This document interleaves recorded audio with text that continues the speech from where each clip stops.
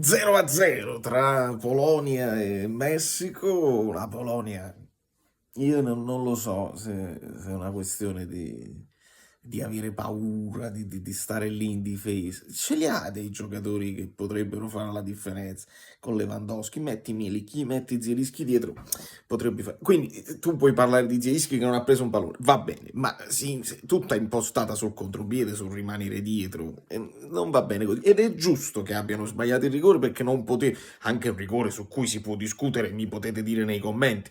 Basta quella tiratina di maglia? Non lo so. Molto meglio Lozano, vivace, parte sulla destra, lo spostano sulla sinistra, crea dei pericoli, non sempre precisissimo nei cross, però 0-0, ho visto tanti passaggi sbagliati, ad un certo punto si aprono le squadre, si succedono delle cose, ma insomma vabbè.